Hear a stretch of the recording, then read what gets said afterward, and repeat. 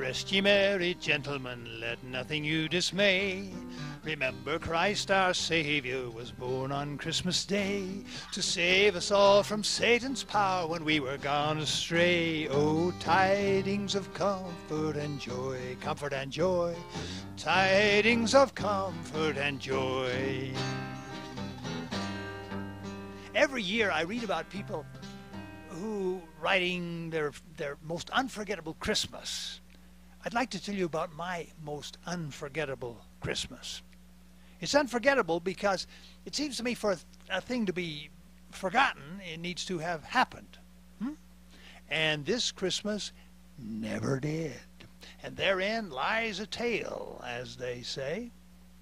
I was plying my way deep into the South Pacific, headed for a little group of islands called the Tonga Islands. On a map of the world, they are pictured as little pen points in the Pacific. But actually, this is an exaggeration. They're not that big. But they are beautiful islands with marvelous people. So I was headed down from San Francisco to Suva, Fiji, and thence I would get on a little boat named the Tofua, which was a sort of adapted tugboat. Not really adapted very much, I might add. I was headed for Tonga.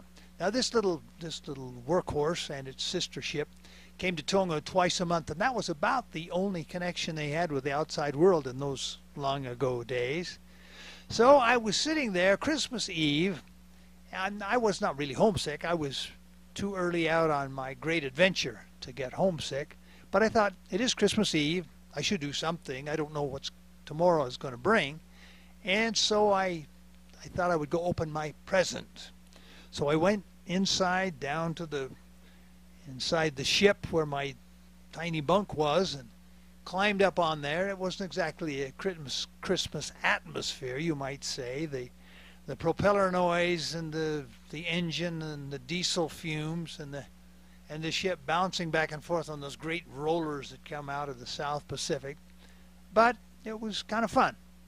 And I was sharing my bunk there with two of my suitcases. I reached in there and pulled out my Christmas present.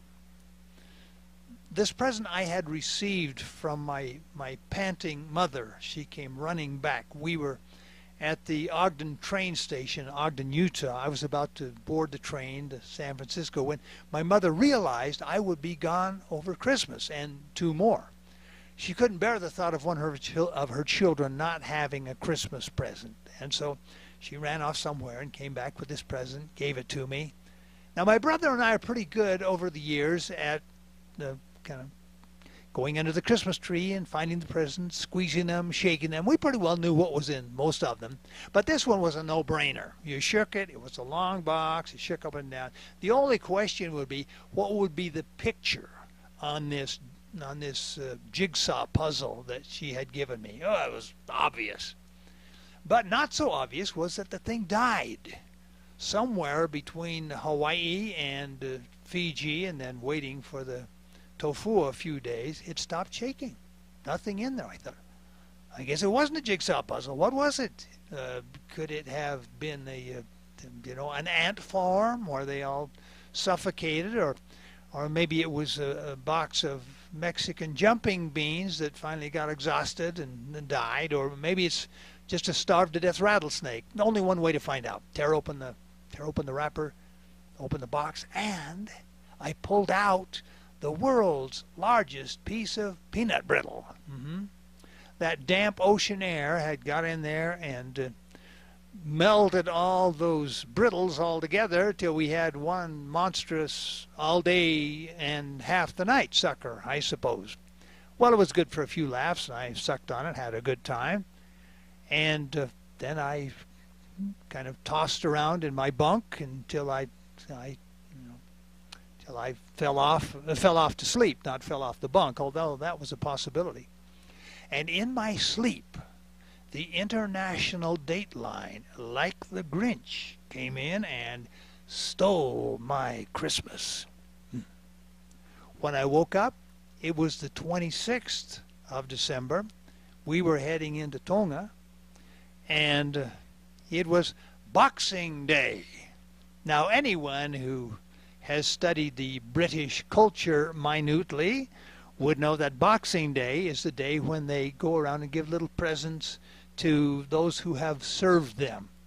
The doorman, the butler, the maid, the postman, those people. And Tonga being sort of an associate with the British Commonwealth, and they celebrated Boxing Day. So there I was, and that was it. Boxing Day, the day when they give presents to people who serve them. And the day when, if you are Elder Dwayne Hyatt, you begin to serve others. And hopefully in the process, you learn what Christmas is really all about. My mission was one of the best investments I have ever made in my life. But my day trading, not so successful. I came out on the short end.